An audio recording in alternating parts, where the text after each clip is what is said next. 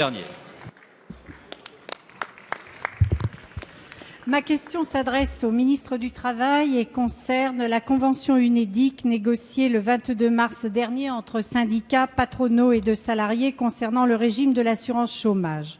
Cette convention, à moyens constants, alors que le nombre de chômeurs continue d'augmenter, entérine de nouveaux reculs pour les salariés. Tout d'abord, la mise en place des droits rechargeables à l'assurance chômage que vous avez présentée comme une grande avancée est loin d'en être une, puisqu'elle sera, comme nous le redoutions, financée à enveloppe constante par une diminution des droits de l'ensemble des chômeurs. Par ailleurs, cet accord allonge le délai avant indemnisation en le portant de 75 à 180 jours, soit 6 mois, pour les salariés qui ont perçu des indemnités de rupture de contrat de travail au-delà d'un certain plafond, mais également pour ceux à qui un juge a accordé une indemnisation en réparation d'un préjudice, ce qui est profondément choquant.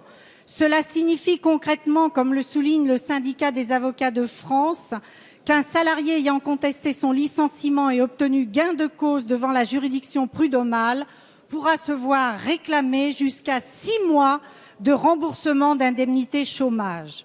Si l'on voulait dissuader les salariés de contester leur licenciement, on ne s'y prendrait pas autrement. Notons également la mise à contribution des salariés âgés de plus de 65 ans qui, jusqu'à présent, étaient exonérés de cotisations chômage. Enfin, cette convention porte un nouveau coup au régime des intermittents du spectacle, notamment en relevant de 2 points le taux de leur cotisation. Pour toutes ces raisons, avec les députés du Front de gauche, je vous demande, Monsieur le ministre, de ne pas ratifier cette convention. Merci. La parole est à Monsieur François Rebsamen, ministre du Travail, de l'Emploi et du Dialogue social. Monsieur le Président, Madame la députée Jacqueline Fraisse, vous avez, à travers votre question, évoqué 2 points qui se complètent. Premièrement, vous avez évoqué l'augmentation qui pourrait résulter de la durée maximale du différé d'indemnisation des salariés qui bénéficient, il faut le rappeler aussi, d'importantes indemnités à l'occasion de leur départ de l'entreprise. C'est vrai. Vous avez noté, mais je le sais, que vous étiez sensible, que cette augmentation ne s'appliquera pas aux licenciements économiques. Vous conviendrez avec moi que certaines dispositions n'empêchent pas des comportements qui font peser sur l'assurance chômage la prise en charge de demandeurs d'emploi qui devraient rester en emploi. Je pense, et vous le savez, par exemple au recours aux ruptures conventionnelles, notamment pour les seniors. Vous êtes la première, à juste titre, à déplorer ce type de comportement. Si vous me le permettez, je serai le deuxième, après vous, car je trouve que l'accord sur l'assurance chômage, j'en suis sûr, permettra à cette disposition de changer certains comportements. Deuxième partie, pour ce qui concerne les intermittents.